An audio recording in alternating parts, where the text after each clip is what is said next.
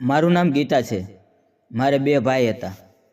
ઘરમાં હું બધાની લાડકી હતી. મારા મોટા ભાઈના લગ્ન 8 વર્ષ પહેલાં એક ગામના સરપંચની છોકરી સાથે થયા હતા. મારા ભાભી ખૂબ જ સારા હતા. તે દીકરાની જેમ રહેતા હતા. પણ એકવાર એવું થયું જેનાથી અમારી જિંદગી સાવ બરબાદ થઈ ગઈ. મારા મોટા ભાઈનું એક રોડ એક્સિડન્ટમાં મોત થઈ ગયું અને ભાભી લગ્નના 1 વર્ષમાં જ વિધવા થઈ ગયા. તે પછી અમારા ઘરની ખુશી છીનવાઈ ગઈ. ભાભી સાવ ઉદાસ રહેતા, અમારી સાથે વાત પણ ન કરતા. ત્યારે બાજુવાળા માસીએ આવીને કીધું કે તમારા નાના છોકરાના લગ્ન કરી નાખો એટલે ઘરમાં રોનક આવી જશે. એવું પણ બની શકે કે તમારી મોટી વહુ ખુશ રહેવા લાગે. તો મારી માએ તેના કહેવાથી મારા નાના ભાઈ માટે છોકરી જોવાનું શરૂ કર્યું.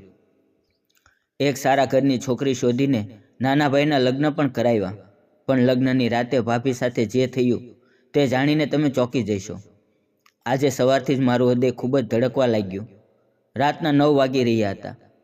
મને એક વર્ષો જૂની વાત યાદ આવી રહી હતી. આજથી 1 વર્ષ પહેલાં મારા નાના ભાઈના ચોથા લગ્ન થયા હતા. બધા ખૂબ જ ખુશ હતા. તો અચાનક મારા ભાઈના રૂમમાંથી કંઈક અવાજ આવવા લાગ્યો. પછી જે થયું તે જોઈને અમે બધા કંપી ઉઠ્યા. મારા ભાભી, જેને અમે લગ્ન કરીને અમારા ઘરે લાવ્યા હતા, તે પણ તેના રૂમમાં હંમેશાને માટે સૂઈ ગયા હતા. તે ખૂબ જ સુંદર હતા, પણ તેના નસીબમાં આટલું જ જીવન લખ્યું હતું. તેના મોતથી અમે બધા ખૂબ જ દુઃખી હતા. અમે સપનામાં પણ નહોતું વિચાર્યું કે લગ્નની પહેલી રાતે જ ભાભીનું મોત થઈ જશે. ભાભીનો ચહેરો સાવ લીલો થઈ ગયો હતો. તેનો ચહેરો જોઈને એવું લાગતું હતું કે તેને કોઈએ જાણી જોઈને મારી નાખ્યા છે. પણ કોઈ ભાઈનો વાંક કાઢી શકતું નહોતું, કારણ કે ભાઈ એકદમ શાંત સ્વભાવનો માણસ હતો. થોડા દિવસ પછી વાતાવરણ બદલાયું. પછી અમે નાના ભાઈ માટે નવી છોકરી જોવાનું શરૂ કર્યું. હવે અમને જે છોકરી મળી તે ખૂબ જ ગરીબ પરિવારની હતી. તે ગરીબ હોવા છતાં તેના ચહેરા પરથી લાગતું નહોતું કે તે ગરીબ હશે.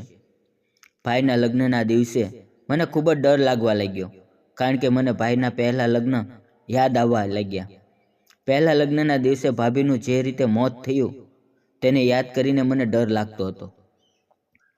મેં વિચાર્યું કે હવે આ નવા ભાભી સાથે એવું નહીં થવા દઉં, કારણ કે મારા પહેલાં ત્રણેય ભાભીનું મોત આવી જ રીતે થયું હતું. હવે આની પાછળનું કંઈક તો રાજ હતું, જે અત્યાર સુધી અમને કોઈને ખબર નહોતી. હવે આ નવા ભાભી અમને ખૂબ જ મુશ્કેલીથી મળ્યા હતા. તેનો પરિવાર ખૂબ જ ગરીબ હતો. તેના મા બાપને અમારા ઘર વિશે ખબર હોવા છતાં તેની દીકરીને મારા ભાઈ સાથે પરણાવી હતી. એટલા માટે અમે તેનો આભાર માનતા હતા. મેં વિચાર્યું કે હવે આ નવા ભાભીનું મોત તો નહીં જ થવા દઉં.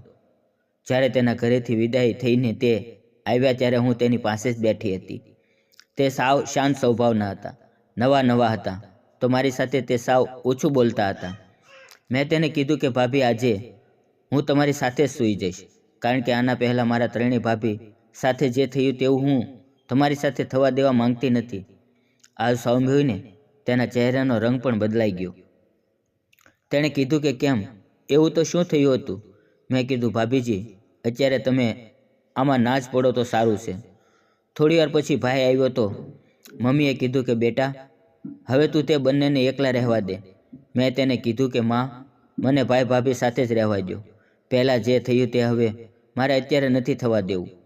આ બંનેને એકલા મૂકીશું તો એના એ જ દિવસો જોવા મળશે. માએ કીધું, બેટા, પહેલાં જે થયું તે નસીબની વાત હતી. અત્યારે ભાઈ પણ ડરેલો જ હતો. ખબર નહીં હવે લગ્નની આ રાતે શું થવાનું હતું. મારા ભાઈએ પણ કીધું કે બહેન, આજની રાત તું તારા ભાભી સાથે સૂઈ જા, હું સોફા પર સૂઈ જઈશ.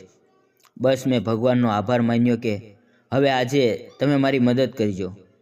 થોડી વારમાં અમે બધા સૂઈ ગયા. અડધી રાત થઈ તો સામેના રૂમમાં મેં કોઈનો પડછાયો જોયો. મારી ઊંઘ અચાનક ઉડી ગઈ. મને થયું, હે ભગવાન, આ કોઈ દુશ્મન ના હોય તો સારું. એણે કાળા કલરના કપડાં પહેર્યા હોય તેવું લાગતું હતું. તે મારા રૂમમાં આવે તે પહેલાં મેં બધાને જગાડી દીધા. ભાઈને, મમ્મીને, બધાને લાઇટ કરીને આમ તેમ જોવા લાગ્યા, પણ ત્યાં કોઈ હતું નહીં. પણ મેં મારી સગી આંખેથી ત્યાં કોઈનો પડછાયો જોયો હતો. એનું શું? પણ તેમ છતાં કોઈએ મારી વાત પર વિશ્વાસ ન કર્યો. વાતમાં રાતના 3 વાગી ગયા. સવારે વહેલા જાગીને મેં મારી માને બધી વાત કરી. તેણે કીધું કે બેટા, તારી બધી વાત સાચી, પણ એ આપણને શું ખબર કે તે કોણ હોઈ શકે? માએ કીધું કે કોઈ આત્માનો પડછાયો પણ હોઈ શકે બેટા. આ રાત જાણવા માટે આપણે એક તાંત્રિકને મળવું પડશે. પછી સવારે હું અને મારી મા બધા છુપી રીતે એક તાંત્રિક પાસે ગયા. ત્યાં તેણે અમને જોતા જ કહી દીધું કે તમારા ઘરે કાળી આત્માનો પડછાયો છે. આ સાંભળીને અમે ચોંકી ગયા. અમે તે તાંત્રિકને કીધું કે તમે મહેરબાની કરીને મારા દીકરાને બચાવી લ્યો. અમે તે તાંત્રિકને મારા ભાઈ સાથે જે થયું તે બધું જ કીધું. તે તાંત્રિકે કીધું કે હું તમને આનાથી છુટકારો મેળવવા એક મંત્ર આપું છું. આ કોઈ મામૂલી મંત્ર નથી. તમારે એક આખો મહિનો રાત્રે આના જાપ કરવા પડશે. પછી તમારા દીકરા ઉપરથી આ આત્મા જતી રહેશે. અમે ઘરે આવીને બધાને આ જાપ વિશે વાત કરી. બધા આ વાતમાં સહમત થઈ ગયા. મારી મા તો આખી રાત જાપ કરી શકે તેમ નહોતી. તો અમારા બધાની નજર પહેલાં ભાભી ઉપર જ પડી, જે 7 વર્ષ પહેલાં વિધવા થયા. પછી તે સાવ શાંત રહેતા પણ દુઃખી હતા. મેં મોટા ભાભીને કીધું કે ભાભી, તમે આ જાપ કરી શકો તેમ છો અને આ નવા ભાભીને બચાવી શકો. શું ખબર તમારા જાપ કરવાથી આ ભાભીની જિંદગી બચી જાય, પણ મને હજી ડર લાગતો જાય છે. મોટા ભાભી આ જાપ કરવા માટે તૈયાર થઈ ગયા અને તેમના ઉપરથી કામનો બોજો પણ અમે લોકોએ ઓછો કરી દીધો, જેથી કરીને તે રાત્રે મંત્રના જાપ કરી શકે. પહેલી રાત્રે તો કાંઈ ન થયું, પણ પછી ભાભીનો સ્વભાવ સાવ બદલાઈ ગયો. જાપની એક રાત પછી ભાભી ઓછું બોલવા લાગ્યા. જમીને તે સીધા તેના રૂમમાં જતા રહ્યા અને મેં તેને કાંઈ ન પૂછ્યું. હું પણ મારા રૂમમાં સૂવા માટે ગઈ, પણ મને આ બધી ચિંતામાં ઊંઘ જ આવતી નહોતી. મને થયું બહાર જઈને પાણી પીવું. ત્યારે રાતના 2 વાગી રહ્યા હતા. હું પાણી પીવા માટે મારા રૂમમાંથી બહાર નીકળી. મને ખૂબ જ ડર લાગી રહ્યો હતો, કારણ કે માહોલ ખૂબ જ ગંભીર અને શાંત થઈ ગયો હતો. કાળી આત્મા અને મંત્રનો જાપ, જેથી હું ડરી રહી હતી. જેવી હું પાણી પીવા ગઈ તો અચાનક મારી નજર ભાઈ ભાભીના રૂમ પાસે ગઈ. ત્યાં રૂમની આગળ અડધી રાત્રે કોઈ બેઠું હતું અને તેણે કાળા કપડાં પહેર્યા હતા. હાથમાં કંઈક ટંકોરી જેવું લાગતું હતું. તેને જોઈને મારા ચહેરા પર પરસેવો વળી ગયો. હું એક ડગલું પણ આગળ ન ચાલી શકી અને સીધી મોટા ભાભીના રૂમમાં જવા લાગી. ત્યાં જઈને જોયું તો તેના રૂમનો દરવાજો તો પહેલેથી જ ખુલ્લો હતો. મેં અંદર જઈને તેને લોક કરી દીધો. મેં લાઇટ પણ ચાલુ ન કરી અને તેના બેડ પર જોયું તો મોટા ભાભી ત્યાં હતા જ નહીં. બાજુમાં પડેલા ફોનથી મેં સીધો મારા નાના ભાઈને ફોન કર્યો. મને ખબર હતી કે તે મોડી રાત સુધી જાગતો હશે.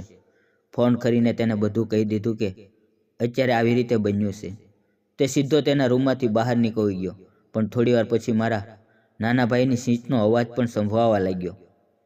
તે બોલવા લાગ્યો કે તું જે પણ હોય ત્યાં જ બેઠો રહેજે, નકર તને ધ્યાનથી મારી નાખીશ. આ સાંભળીને હું ડરી ગઈ. ત્યાં જઈને જોયું તો મારો નાનો ભાઈ મારી મા પાસે ઊભો હતો અને તે આદમી ભાઈ ભાભીના રૂમના દરવાજાની બહાર જ બેઠો હતો. અમને શું ખબર કે તે કોણ હોઈ શકે. તે એક ડગલું પણ ત્યાંથી ચાલ્યો નહીં. તેણે જોઈને અમે બધા ડરી ગયા. તે એમ જ મારા ભાઈ ભાભીના રૂમની આગળ બેઠો રહ્યો. મારો નાનો ભાઈ હિંમત કરીને તેની પાસે જઈને સીધી તેની ચાદર ખેંચી લીધી. તેની કાળી ચાદર ઓઢી હતી. જેવું તેણે અમારી સામું જોયું તો અમારા હોશ ઉડી ગયા, કારણ કે તે બીજો કોઈ આદમી નહીં પણ અમારી મોટી ભાભી જ હતી. તે સીધી કહેવા લાગી કે તમે બધા અહીંયા કેમ આવી ગયા? હું તો મંત્રનો જાપ કરતી હતી, એટલા માટે અહીંયા આવી હતી.